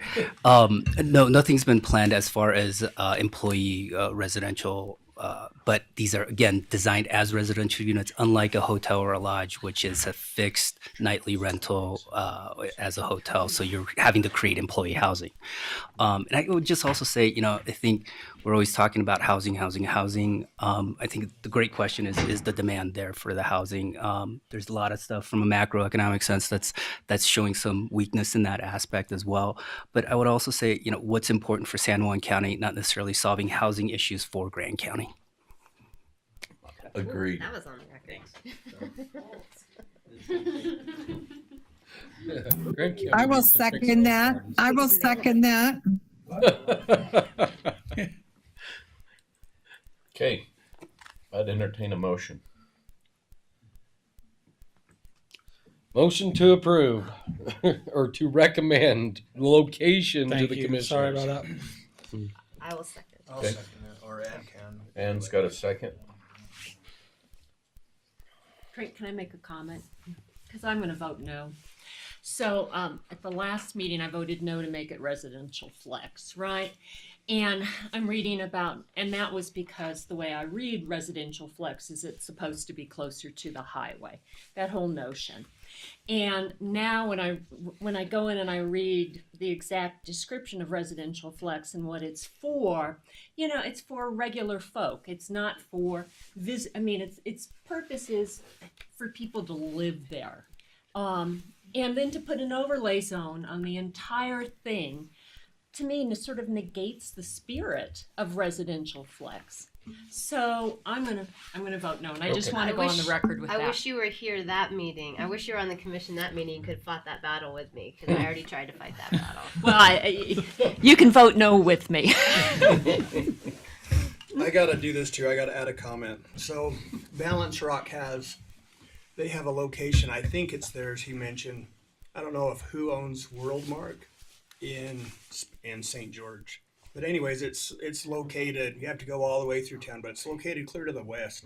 It's just on a canyon rim, and most all of that resort and stuff up there is it's a resort. It's all overnight rental, but then their resort. It's just a row of houses. I've got a garage underneath. They're just a house. And so we stayed there 2 weeks ago. Some of those people are there all the time. Some of them are not. You can rent them. They're overnight. You can find them on Airbnb. Anyways, it works really well there. And I know we pound this commercial, highway commercial, but when I travel, I don't always want to be on the highway. You know what I mean? I like this, you know, a canyon, like a resort that's part of the area that's right there. It's got bike trails. We just walk out, we go, we enjoy. So I guess that's just my comment is I don't feel like everything has to fit in that highway commercial zone. But when I travel, I like to get out of the highway commercial. I don't want to hear the highway, but I still want to be able to stay in those areas. And other people live there, and they must not hate it because, anyways. I think so. that's, I just think it's a well mixed use community. It's flex. Yeah, and if you think back to, not to cut you off, sorry. If you think back to Balance Rock, when they took on this overlay district, part of that process is working with the developers and establishing what it looks like in this entire community. And part of, with Balance Rock, I mean, they're establishing the trails. And so they have this network, and now they come down to this property. And what does that network look like? But in that overlay zone, in that overlay district, you get to go through that and work with the developer so that all of that is defined as an entire area, an entire district that has these things that you can work on. What does it look like for your building type and the massing, and what do the roads look like, and what do the trails look like? I mean, they're close to the lake here, and so Balance Rock Resort has trail networks through it.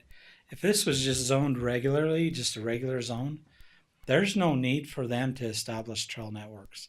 But to go through this overlay district, we can work with the developer to make sure there's a continuation of what Balance Rock is doing so that those trails can continue through so that we can have more recreation opportunities here. And so with that overlay district, it brings on the additional rather than just a zone. I don't understand how you can have, I don't understand how trails are affected by having an overlay district. It's part of the process. The overlay district goes through each of the steps that they've got to go through and develop their concept plan. Accommodations. Correct. Yeah, Yeah, that's what I'm talking about. Yeah, that was just reference to what he was mentioning is you kind of have this extra that they've got to go through. You know, I think we talked about this earlier about how a lady came in off Mount Pill because the neighbor on this side is this and the neighbor on the other is that, but we had to deny her. I feel like if we deny this, we're setting ourselves up for that exact same thing in the future. We have one property owner right in the middle. It looks like we didn't plan very well. So it kind of just makes sense to put it, to me. That's my opinion. I think it'd be interesting if for something like this, it was like a percentage of the properties could be, an overnight accommodation as opposed to, because right now it's 100% of the 45. The mass. Yeah, but, I don't know that I would vote for it that way anyway, but No Duly noted. Really, when you Still wouldn't vote for it, but it would be nice. Okay. Yes. We have a motion and a second to recommend the approval to the San Juan County Commission for the Valley Estates development. All those in favor say aye. Raise your hand. Aye. Aye. Those opposed? Try to get the highest. Okay. one in every crowd. Okay. Number 7. All right. This one here, consideration and approval of a conditional use application for a small glamping resort to be located at 4040 Cane Creek Road for Solace Ranch LLC, DBA Crooked Bendy Ranch. We do have Kenneth here representing this, but on here, just as a reminder, conditional uses, we, in my staff report, I did provide potential conditions for this area. Do y'all know where this is located? It's got to be up there. Okay. Can you put, no, I don't. Okay. I got a map right here. I got a good map. I don't either. So, no. Let me see. So this is going to take some weaning, Cody, with you on there. Maps are not helpful. at all. Can you type in there Google Maps? Let's see, just put the address in there, 4040 Concrete Road. And listen to It's go. before the Hurrah Pass turnoff. There you go. Okay. Not So here's now. Hurrah Pass. They're at the, or here's Hurrah Pass. They're right here at this Oh, okay. Predator Yeah, something. down Good night, you guys. Thanks, you guys. Yeah. Okay. Let's see here. For some reason it didn't pop up. Okay, they are within I was like, this area right here. Up on top. It's up on top, right? I had it last night. I'm looking for the stairs. So they're- Captain your Nathan, property You gotta go further down. Is right here. Cane Creek Drive. Point to it. Yeah. Code. So here's the river. Yes, on this other side of Here's river. here's the cup. And, Oh, right here. Where's King Creek? Yeah, we're coming in. Yeah, exactly. So So it's off to the right. yeah, the drive. Yeah, there we go. We're on the driveway right there. Yeah, Here. that pile of stuff is the neighbor. Yeah, and so I'm further South. Yeah, It is. It's Right. I'm Is this in the one that they used to have the area parties there. down Yeah. there? Okay, right here you see didn't the. Is this your water? There's water.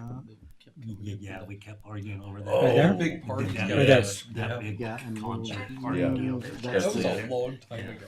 You come down That the was more. like years ago. That's it. Yeah. Right there. Oh, Okay, right there. So let me zoom back out, so you can kind of see what area they're around. Does this help? Or are you still confused No, on there? I think we remember You're- this exact location. Yeah. You're just making me dizzy. Do you go out there to the raves? Yeah, well, why I yeah, remember it. yeah, that's exactly. I remember it briefly for the first hour. We got in trouble over that. Yeah, Did we? Well, yeah. This How is do you where get they. there? So you take the Cane. So you come in go down outside of the Cane Creek Falls past the up here. egg ranch. Okay. On We did. Because Right, here's the road. the And you complaint. go up an old road out top, and if you go out on the edge, you're looking at the potash mill Okay. Here's potash. across the river. yeah, look I at have that. hunted every inch of that years deer. So it's pretty remote out there. So if you look at And this is private. my conditions on here, so on the concept plan you see, let me go through the concept plan and here so you can kind of get the visual of what they're trying to include on here. So you have the tent up here that has its own water storage tank, its own septic system. And then you've got another tent right there.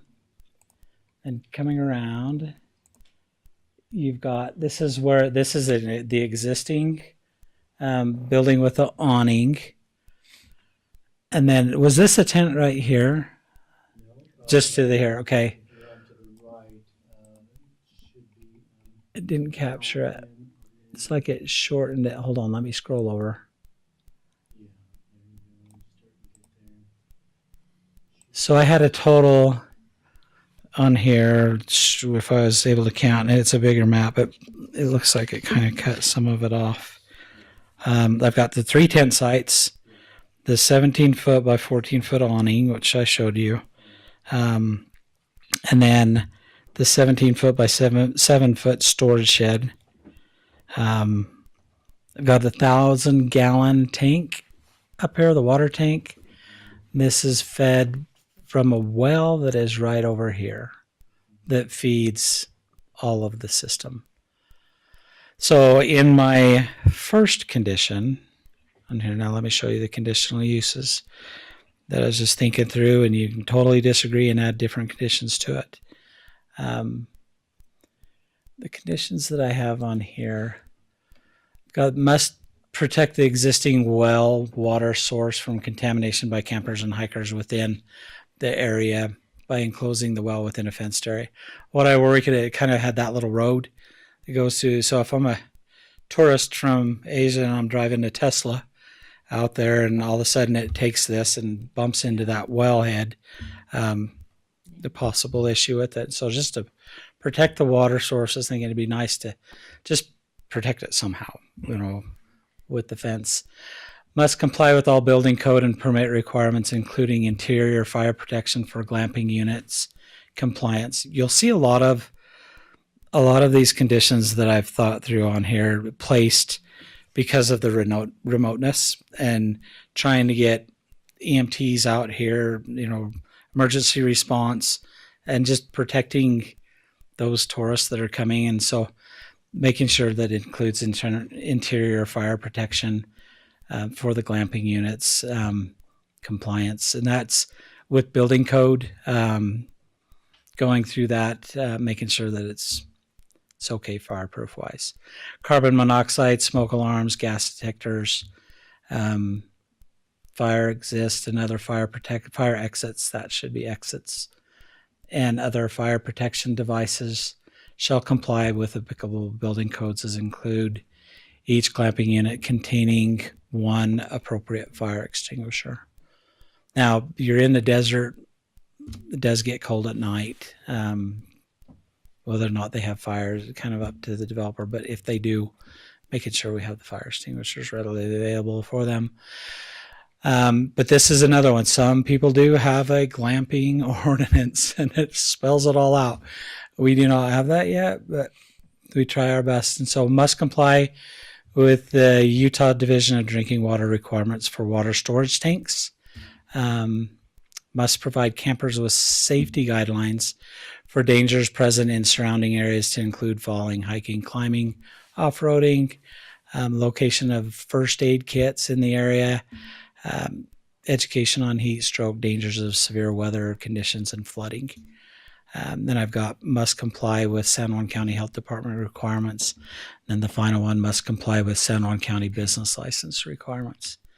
That was all. As I looked at the remoteness of the area, I just wanted some educational piece. As tourists come into the area and they're not familiar with the terrain, they're not familiar with hiking in the desert, give them a brochure and say, here's the safety, here's your first aid kit, drink lots of water, and watch for rattlesnakes type thing. I have a question. So I have a property that's kind of rural. It's not like this, but I cannot get my address, 3846 Perkins Lane, to be where my facility is. So I've been to the surveyor's office. I've tried. I don't understand what the problem is. So maybe Matt can help me. But part of me is yours is the same thing. So I had some electricians come out to work on my solar system today. They ended up in recapture because that's where Google takes them. Yeah. So I'm just saying, like, I would just add that to. I mean, maybe not add it, but maybe I would just even say to you, like, you have to have some. People don't get lost. Like, I don't know where you're at. I've never been there. I put it in my phone and I end up wherever. You know what I mean? Like, yeah. I mean, that's, San Juan County, we have that all the time. Like, my son, they helped rescue somebody. Well, we went to Blanding to Monticello. It took us over the mountain. We got stuck in the snow. Yeah. Anyway, so I'm just saying, like, all the time. So people don't get. And I don't know if that one's a hard one. You can do legally signage or something, but just a comment to you. Actually, people don't get all lost. back on the county. Well, and I think it's further than so. When we're working with the U.S. Postal Service, the postmaster in Moab, to try to help with some of this, because it's truly a struggle. Most of our mail is delivered to post office boxes. Amazon, they're out there wandering around trying to find these locations. Same thing with the resort across the river, directly across the river. They've had to kind of create their own address, and they've got 3 of them. Amazon delivers to this address, and so the battle is real. And we have our surveyors department has kind of taken on that role to try to get better addressing here. They're working with 911, Emory Telecom, so that we can try to help mitigate some of this. But across the county, your comments are exactly that. We struggle here with addressing. We get the information, at a local level, we're pushing up to the state. That information, we're trying to get 911 on it so that if there is an emergency and you tell that 4040 Cane Creek Road, that it takes right to that location, not up over the mountain. And so we're working on that, but that's a challenge. It's a super big challenge, super big task. And we're behind, like most things in San Juan County, of trying to get that caught up. Okay. You can always Google plus code and it'll take you right there, but a lot of people don't understand the Google plus and how to operate that system. Can we? Do you want the developer? Yeah. You have questions? Come on out. How do you help your guests locate your property currently? You can 'Cause come up to the microphone. I'm assuming you are in operation. Take it away. Al. Yeah, Google. Is that right? Or just detailed instructions. Yeah. Okay. Yeah, it's You're not meeting it's them fairly at simple. at the pavement. No pavement. Yeah, it's fairly simple. Yeah. There's a sign out on a gate. There's nothing else out there. So Have you had anybody get lost? Or? Yeah. But it's a type. Well, not a type, but I wouldn't want to type them. But yes, every now and again. Yeah. Yeah. Then why? Yeah. Well, if you don't have an odometer or you don't know how to read one, then maybe then you get lost. But yeah, if you can figure out what 4 miles is, you'll land right there. Yeah, at the gate. Yeah. Yeah. The only thing I Other would questions? add to this is must comply with the local fire protection agency. And at this point, it's Moab Valley Fire. And the reason I say that, then they know where you're located. Mm-hmm. EMS knows where you're located. And Yeah. now it's more into the scope. So that's one of the things I would add to this conditional use is you will meet their standards, and then that actually puts them on the radar of where you're located for emergency situations. Right. Yeah, they must have a list or a way to put those down, so they have a reference anyway, so they can reference where it is. Mm-hmm. I mean, they've been out there, well, to the neighbors, So yeah, so they have an idea of it. Does that require But does Brandon to go be the fire inspector for this project? Road. I don't know if they Road can yet. maintenance or road. Under Is the that just existing OT contract road? that's there right That now, thing's terrible going up and I don't know if they're the ALJ. From that gate. Oh, yeah, I think they it's just right. respond. I thought that- Yeah, The ALJ. and that's my So question, because if we Ben would be the ALJ code, but we'll work with them. but if Put it as the a condition condition that is the They will coordinate with Moab Valley Fire. with the fire protection that's in place, yeah. Yeah, that would be because better language. like enforcement, if they break the fire code law, Right. it comes goes, right back to San Juan County. goes back to David, yeah. Yep. Yeah. Yep. So- So we haven't given them the ALJ authority. Gotcha. ALJ is the authority having jurisdiction. Mhm. So we haven't done that. So could we make that in? Did they become the ALJ? No, it just in our conditional use The coordination. I don't. with the. Yeah. And we can. A fire, whatever. So let me speak to that a little. I think it'd have to be BLM. wouldn't it? Some of the thoughts with what he's talking about with the Moab fire is we've been in negotiations. So for the longest time, we've had Moab Valley Fire provide fire protection in Spanish Valley, and it also includes this area, Potash and beyond. So wrapping back into San Juan County, they will respond to fires and emergencies out there on us, and we pay them under this contract with that. Here in the future, and we're working on it right now, is the possibility to take to the commission possibility to annex Spanish Valley into Moab Valley Fire District. So they've currently going through an annexation process as well for the Grand County Moab area up to Green River, I think, on that side of it. So the possibility about annexing Spanish Valley into where a portion of our property tax of residents in that area will go to support Moab Valley Fire takes us out of this contract. And then one of the things that we've talked to them about is the authority having jurisdiction still remaining in San Juan County.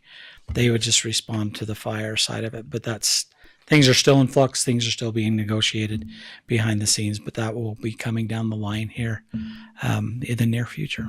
And so with that, comes addressing and everything else, making sure that we can be better at that response. Yeah, and I agree with what Lloyd said. I just think just make sure whatever the language is, it doesn't force. Correct. you Yeah. to give the HT. Yeah, because then it gets into a legal issue with it. So, If they're coming in complying with us, and Moab Valley Fire is really good to work with us. Fire chief is excellent, and so we can definitely coordinate with him so that he knows that this is coming into the area as well. And it's small, I and still want to add that coordination. whether David's doing it or not, that Mhm. there's actually Coordination. coordination. Yep, I would absolutely make sense. Yeah. Okay, I'll entertain a motion. If the people making the motion in the second is fine with this, I don't think we need to restate the conditions. if we're Just okay with refer to that. them in your motion. The Plus- conditions that have been presented plus- to us by administration. Plus what you have added. Lloyd's making that So you want me motion. to make it? Sure. So I make a motion to approve the conditional use permit with the conditions that have been provided to us by administration, including complying with the San Juan County Fire Department, which you'd be Coordination. Mm-hmm. Yep. and making sure that location is up to date with dispatch for EMS or fire. Cody, if you want to read those, you're welcome. I'm not going to. But you can second your motion. Okay. Got a motion and a second to approve the conditional use permit for glamping resort on 4040 Cane Creek Road with the conditions that have been provided by staff and commission.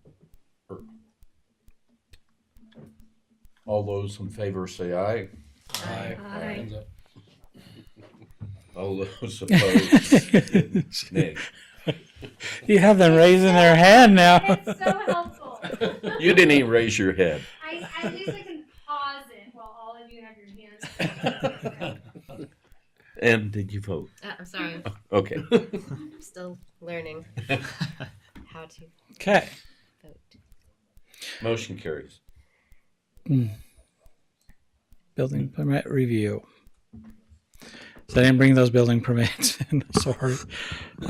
We got them yesterday, but I didn't have them as part of your packet, and so I'll catch those up next planning commission meeting. I make a motion to adjourn if that's all right, Chair. Second.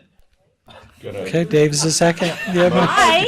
motion this is an early meeting. to I have my adjourn. wife out there tapping her toes. Come on.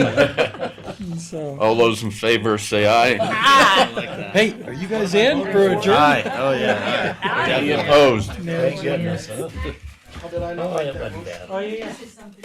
Yeah, you say something real quick. Heck yeah. Sure. Always. I just want to take time to, it's been almost a year since we come together once a month, and I'm so privileged to come and see how you go, the debate that goes on. I'm privileged to see people that come with their dreams and the patience they had to exercise to go through the process. And I value that. I mean, this is America. We should have dreams and pursue them. And if we do it according to the rules, they come before us.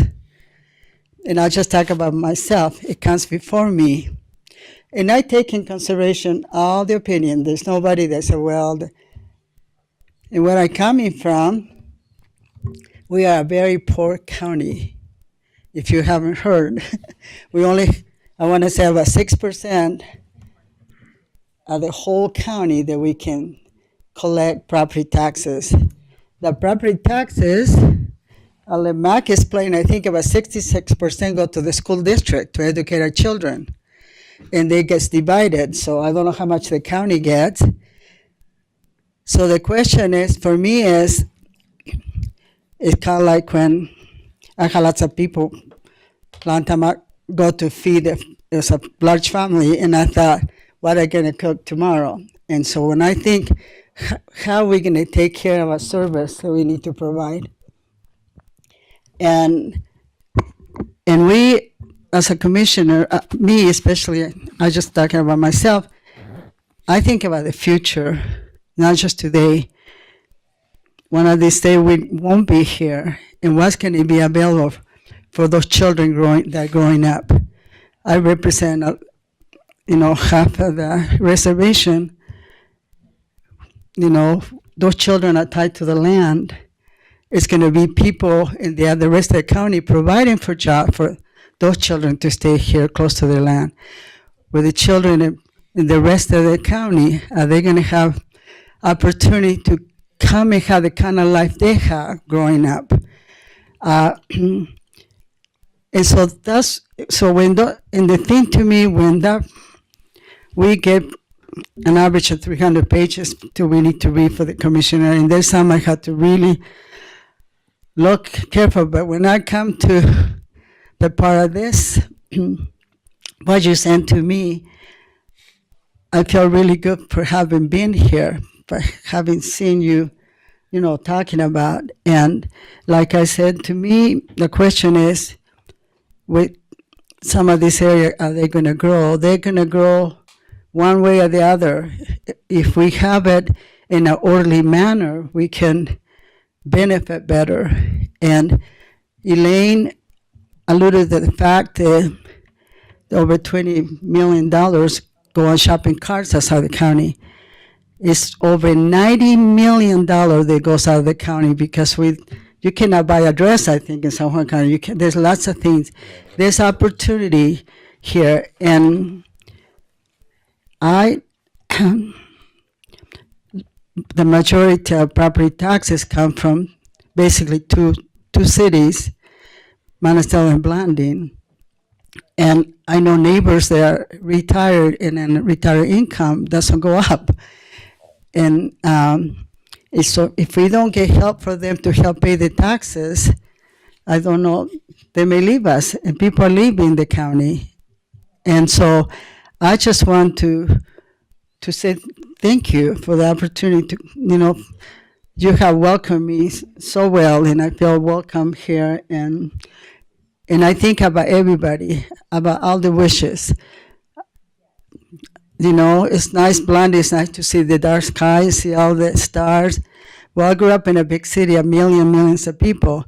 And I know, the life of a big city. And sometimes I miss those lights. They have lots of lights. I miss the lights.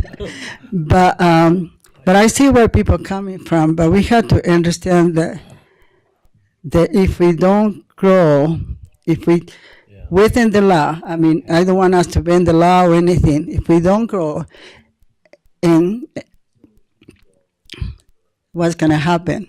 So I feel that responsibility that right now, what can I do to facilitate a long-lasting growth? We have to take care right now, and we have to take care for the future. So I just want to wish you guys a Merry Christmas, and I'll see you next year.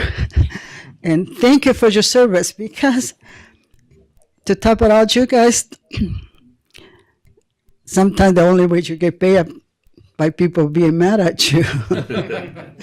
And so know that you have somebody in your corner. Thank you. Thank you. And thank you, everybody, and welcome to the job. You've been a rock star. Hey, next meeting, bring a list, put this on the agenda. Just bring a list of anything you want to get accomplished 2024. I know it's the same list for the last 8 years. Put ordinances at the top. But yeah, if you've A got, lot of the discussion is that. Hey, can we talk about the inland port? Are we off the record? The inland port? Yeah. The resolution? Yeah. So what's the state bringing in? Because the way I read it, the state was trying to push it, and like 7-8 counties put in for it. Focused on more of the economic development side of it. Oh, okay. And so it's just an attempt to get them to look here. Gotcha. It's not really they're looking to do it in the but they're looking for opportunities for economic opportunities. You mean So the the one county about that was the interested, what they put in a letter. Yeah, just to kind of clear that up. lawyer, like really nice one of Get these those. zones created Of passing it. benefit. Lawyer's gonna get a more official written thing that might protect us going forward. Bye bye. See you But I later. think- Good night, guys. See you next month. Happy Yeah, I was gonna tell you. Okay. That I want to apologize for all that, but I'm getting different opinions every single time, Matt, he's gonna get an and that makes us look terrible. So there ought to be a way to start getting the commercial. Get off of That will help protect us in the future.